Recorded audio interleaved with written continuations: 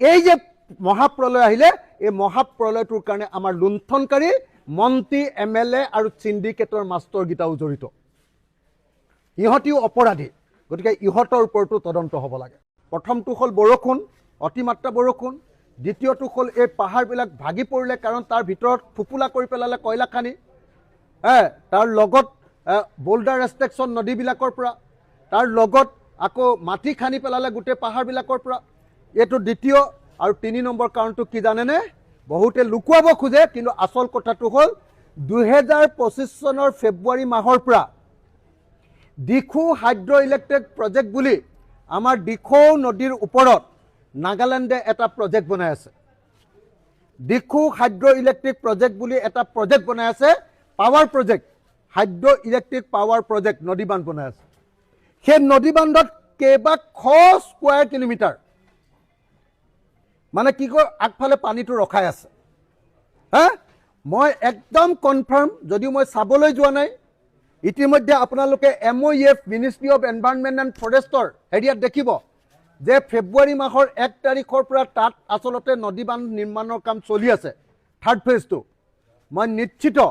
যে দিখৌ নদীৰ সেই নদী বান্ধৰ পানীখিনিও বনাই থকা সময়ত জমা হোৱা পানীখিনিও একেলগতে এৰি দিবলগীয়া হ'ল সেইকাৰণে নদী বান্ধৰ পানী কয়লা খনিৰ পানী বৰষুণৰ পানী সব মিলি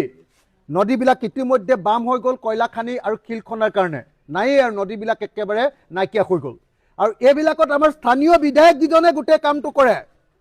মই নাম নকওঁ স্থানীয় বিধায়কগিজনক এতিয়া যাৰ যাৰ সমষ্টিত এইবিলাক ক্ষতি হৈছে তাৰ স্থানীয় বিধায়কবিলাকৰো এইবিলাকৰ লগত জড়িত তাৰ লগত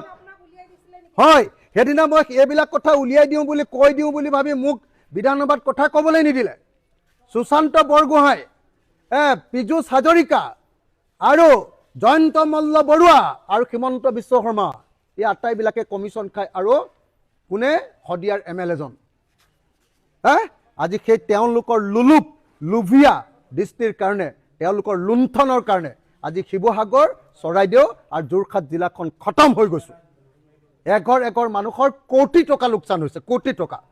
কোনো মানুহে বিশ্বাস কৰিব নোৱাৰিব যি দেখা নাই যে এটা পঞ্চায়ত সম্পূৰ্ণৰূপে শেষ কৰি পেলালে সম্পূৰ্ণ ঘৰ খেতি মাটি ভিতৰত থকা বস্তু গাড়ী মটৰচাইকেল ট্ৰেক্টৰ পাৱাৰ টিলাৰ সব ফ্ৰিজ টিভি সব শেষ কৰি পেলালে নাই আৰু একো নাই খতম আৰু ঘৰ দুৱাৰবিলাক সব পানী সোমাই বৰবাদ হৈ গ'ল আটাইতকৈ গুৰুত্বপূৰ্ণ কথাটো হ'ল যে ইতিমধ্যে নাগালেণ্ডখন আমাৰ অসমৰ বহুত ঠিকাদাৰ বহুত ব্যৱসায়ী বহুত মাফিয়া আৰু বহুত MLA আৰু মন্ত্ৰীয়ে গৈ গোটেই নাগালেণ্ডখন ইতিমধ্যে লুটি পুটি নাগালেণ্ডখনক বৰবাদ কৰি দিলে কি কৰিলে সকলোৱে জানে যে বিহুবৰ যিটো পঞ্চায়ত এতিয়া আটাইতকৈ বেছিকে একদম এফেক্টেড হৈছে তাত কি কৰে তাত অবৈধ কয়লা তাত আনি জমা কৰে তাৰমানে আমাৰ অসমৰ যিকেইজন ঠাইত এতিয়া বানপানী হৈছে সেইবিলাক অঞ্চলৰ MLA বিলাকে জড়িত আছিলে বহুত MLA সেই কামবিলাকৰ পৰা সিন্ডিকেট কৰি আছিলে তদুপৰি মই জনামতে আমাৰ বৰ্তমানৰ যিজন আপোনাৰ এতিয়া ৱাটাৰ ৰিসোৰ্স মিনিষ্টাৰ আমাৰ সুশান্ত বৰগোহাঁই তেওঁ এই কয়লা খননৰ এই সিন্ডিকেটটোৰ লগত জড়িত আছিলে মই যিমান দূৰ জানো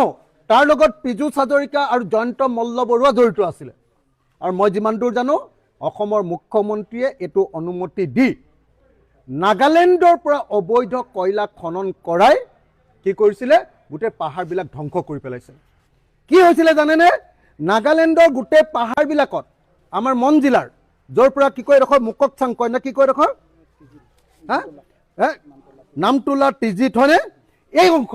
এইবিলাক অংশত কি হৈছিলে সকলো সাংবাদিকেও জানে যে গোটেই পাহাৰবিলাকৰ তলবিলাকত একদম মানে কয়লা খান্দি খান্দি খান্দি খান্দি এটা এটা পাহাৰৰ তলখন পুৰা ফুপুলা কৰি পেলালে এটা এটা পাহাৰৰ তলত এটা এটা লেক বা পুখুৰী বা হ্ৰদ হৈ গ'ল তাত গোটেই পানী জমা আছে আজি 2-3-5 বছৰ ধৰি ওপৰত খালি পাহাৰটো আছে তলত গোটেই পানী মাজত গোটেই পানী, তলত আকৌ শিল, তাৰ মাজৰ পৰা কয়লাখিনি উলিয়াই নি গোটেই গাঁত সৃষ্টি হৈ আছিলে নাগিনিমৰা অঞ্চলত। সেই গোটেই পানী এইবাৰ বানপানীৰ লগত একেলগতে যেতিয়া বাৰম্বাৰ বৰষুণ হ'ল, 10 ঘণ্টা 15 ঘণ্টা বৰষুণ হ'ল, পাহাৰ খহিবলৈ আৰম্ভ কৰিলে। এতিয়া পাহাৰ খহাৰ লগে লগে সেই হ্ৰদবিলাকত জমা হৈ থকা অৰ্থাৎ অবৈধ কয়লা খনিবিলাকত জমা হৈ থকা পানীবিলাকো নামি আহিলে। তদুপৰি কি কৰিছিলে যে একদম এই সময়খিনিত আমি দেখিছিলোঁ যে আমাৰ 37 নম্বৰ ৰাষ্ট্ৰীয় ঘাইপথৰ সম্পূৰ্ণ মাটিটো তাৰ পৰা আনিছিলে, নাগালেণ্ডৰ এই পাহাৰৰ পৰা। গতিকে পাহাৰবিলাক ভাঙি চিঙি শেষ। তৃতীয় কামটো কি কৰিছিলে, নাগালেণ্ডৰ পৰা নামি অহা যিমান নদী আছে চব নদীৰ মোহনাৰ পৰা, মুখখনৰ পৰা কি কৰিছিলে, আমাৰ ইয়ালৈ গোটেই শিল বা বোল্ডাৰবিলাক এক্সট্ৰেক্ট কৰিছিলে। বিহুবৰ শিল আৰু কয়লাৰ কাৰণে কুখ্যাত, বিখ্যাত। এতিয়া বিখ্যাত আছিলে আগতে, এতিয়া কুখ্যাত। তো এই যে আমাৰ MLA মিনিষ্টাৰ, আমাৰ এই অঞ্চলৰ MLA কেইজন জড়িত, আমাৰ সুশান্ত বৰগোহাঁই, তেওঁ এদিন মোক একদম সন্মুখত দিছপুৰত আদিত্য বিক্ৰম বুলি আমাৰ ইয়াত এজন DC আছিলে, সেই DC-জনৰ সন্মুখত মোক কৈছে যে মই এই কয়লা চিণ্ডিকেটৰ পৰা মাহেকত 5 লাখকে লওঁ। পীযুষ হাজৰিকা, জয়ন্ত মল্ল বৰুৱা, তাৰ পাছত আমাৰ শদিয়াৰ MLA কি নাম, বলিন চেতিয়া, এইবিলাক মানুহে ইয়াৰ পৰা চিণ্ডিকেট কৰি ইয়াৰ পৰা অবৈধ কৰ লৈ কি কৰিছিলে, এনেকুৱা গোটেই অবৈধ কয়লা খনন কৰি নাগালেণ্ডৰ পৰা আনি গোটেই নাগালেণ্ডৰ পাহাৰৰ তলবিলাক একেবাৰে ফুপুলা কৰি তাত হ্ৰদ সৃষ্টি কৰি দিছিলে। আৰু তাৰ পানীটো এতিয়া বৰষুণ দিয়াৰ লগে লগে একে ছাটতে নামি আহিছে।